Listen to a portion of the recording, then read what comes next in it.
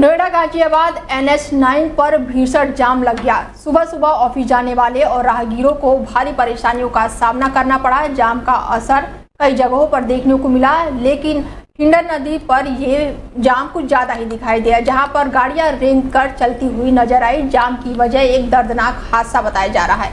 जानकारी के मुताबिक सुबह करीब 5 बजे HJM हॉस्पिटल के सामने एक कार ने मोटरसाइकिल को टक्कर मार दी। बाइक सवार अनुज कुमार जो अपनी पत्नी के साथ मंदिर में पूजा करके लौट रहे थे और इस दौरान हादसा हो गया और वो घायल हो गए, जबकि उनकी पत्नी मोनिका की मौके पर ही मौत हो गई।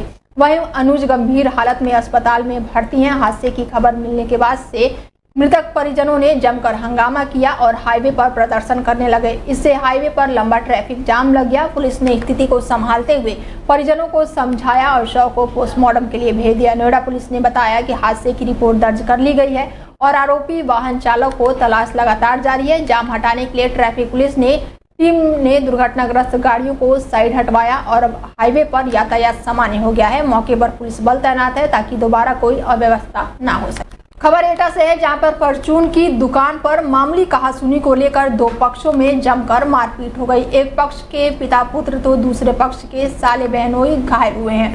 परचून के सामने दुकानदार और साथ ही ग्राहक के बीच ये कहासुनी हुई है और ये कहासुनी फिर विवाद और विवाद के बाद मारपीट में बढ़ गई। पुलिस ने दोनों पक्षों को घायलों को मेडिकल कॉलेज में भर्ती कराया है। मेडिकल कॉलेज में इलाज के दौरान दोनों पक्ष फिर से आमने सामने आ गए और मारपीट करने लगे। कोतवाली नगर पुलिस चौकी मामले पर दोनों पक्ष को किसी तरह शांत कराया गया। वहीं पुलिस मारपीट की घटना को बारीकी से जांच पड़ताल कर रही है। आपका भैया मेरा सचिन यादव नाम। कहाँ के रहने वाले हैं आप? गाँव फरोपुर। क्या घटना हुई है ये? भैया मैं गिरोरा पे सूरी सुपारी लेने के लिए रुका था। इनका आपसी विवाद किसी और से चल रहा था जी। इन्होंने मुझे ना समझ के किसी और को समझ गए। उन्होंने मेरे तमंचे की बट मारी है। मैंने अपने बहनोई को फोन किया गिरोरा तो अल्लाहपुर पे, तो वो आए तो उनके सडनली सरिया मार दी, उनके भी सर को। कौन लोग थे ये मारपीट करने वाले? ये गिरोरा के ही है, LR लोग हैं। क्या करते हैं ये? दबंग लोग हैं, इनकी दुकान है मेन हाईवे पे और ये दबंगियाई से ही रहते हैं। उत्तर प्रदेश के जनपद रामपुर के ब्लॉक सैदनगर क्षेत्र के ग्राम परचई में मनरेगा द्वारा बड़े पैमाने पर गोरखधंधा किया जा रहा था, लेकिन अधिकारी इस धांधली से बेखबर है। नहीं तो ऐसे लोगों को किसी बात का डर नहीं है और न ही कोई कार्रवाई की चिंता, क्योंकि मनरेगा द्वारा बनाए जा रहा पंचायत भवन में सरकार की दी गई धनराशि का दुरुपयोग बड़े पैमाने पर रोजगार सेवक द्वारा किया जा रहा है। लगातार बिना काम करने वाले मजदूरों के नाम से फोटो खींचकर सरकार को दी गई धनराशि गलत तरह से निकाली जा रही है। जबकि जानकारी मिली तो पता चला कि करीब 15 दिन से पंचायत भवन में कार्य बंद है, लेकिन रोजगार सेवक द्वारा रोजाना फर्जी हाजिरी लगाकर कई मजदूरों से रोजाना फर्जी फोटो खींचकर उनकी मजदूरी का पैसा निकाला जा रहा है। जबकि सच तो ये है कि लोग फोटो खिंचवा रहे हैं और मजदूरी नहीं कर रहे हैं, ना ही वर्तमान में काम करते हैं और रोजगार सेवक द्वारा सर्दियों की फोटो लगाकर मजदूरों के नाम से सरकारी पैसे का दुरुपयोग किया जा रहा है, लेकिन प्रशासन बेखबर है। कौन है प्रधान? संजीव कुमार, बहुत संजीव, क्या नाम उनका?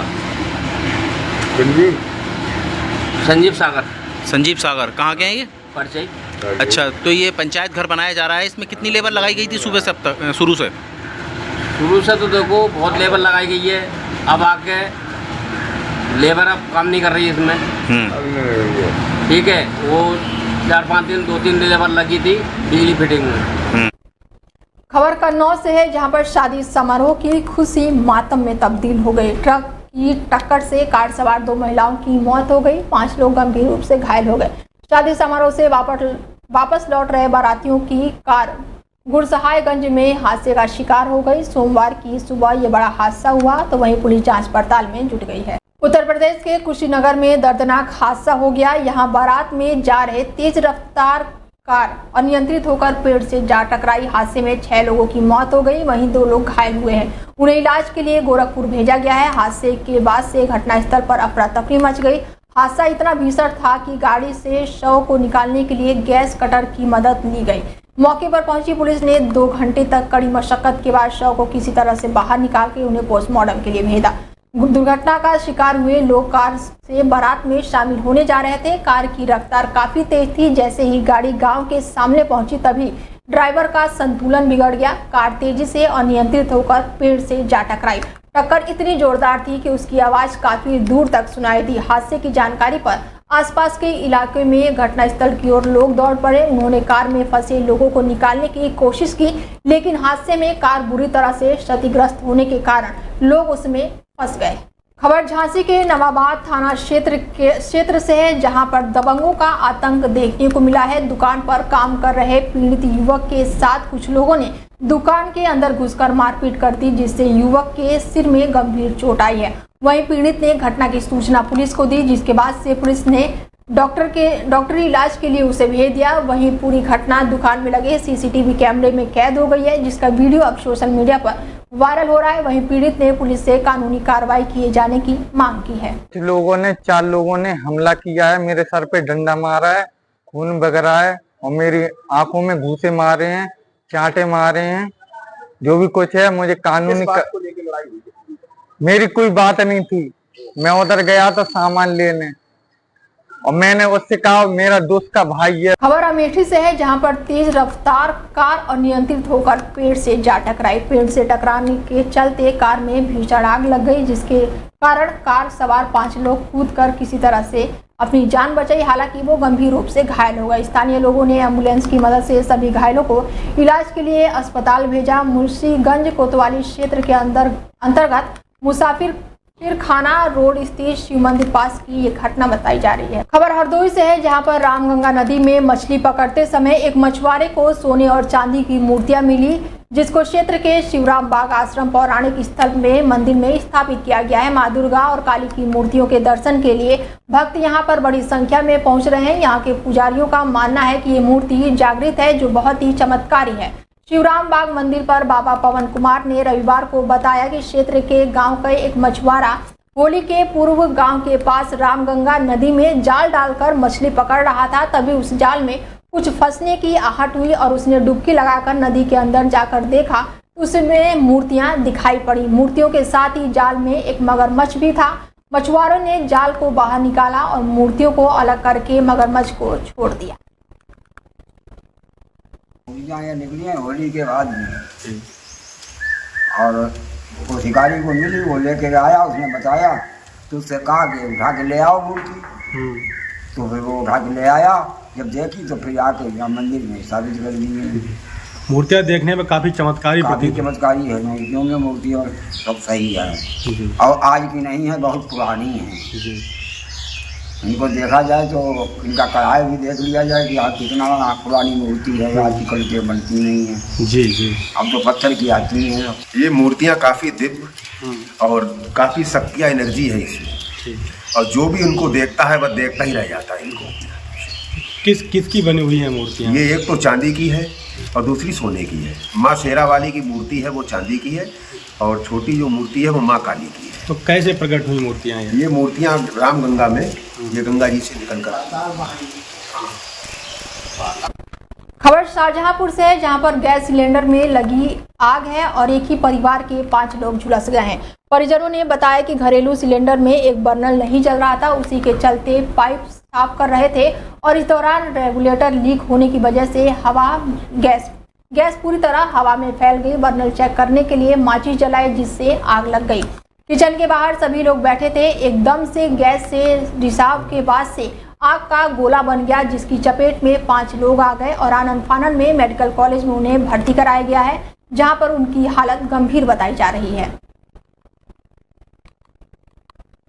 खबर मुरादाबाद से है, जहां पर सीआरपीएफ प्रशिक्षण केंद्र अमेठी में स्टोनो के पद पर कार्यरत ठाकुरद्वार नगर निवासी मोहम्मद आलम ने समाधान दिवस पर पहुंचकर अधिकारियों से गुहार लगाते हुए कुछ लोगों पर उनकी पत्नी आसमा के नाम पर दर्ज पुश्तैनी भूमि पर अवैध कब्जा किए जाने का आरोप लगाया है। इसके साथ ही मोहम्मद आलम ने मीडिया कर्मियों से बात के दौरान बताया कि उनके स्वर्गीय ससुर ने अपनी पुश्तैनी जमीन में उन्हें उपहार स्वरूप अपनी बेटी को दिया था, जिसके बाद से शिकायत करने पहुंचे पीड़ित मोहम्मद आलम द्वारा स्थानीय पुलिस प्रशासन ने कार्रवाई शुरू कर दी है। समाधान दिवस के मौके पर मोहम्मद आलम और उनकी पत्नी ने अधिकारियों के समक्ष पूरी तरह से भूमि के कागजात लेकर मौके पर पहुंचे थे और न्याय की गुहार लगाई है।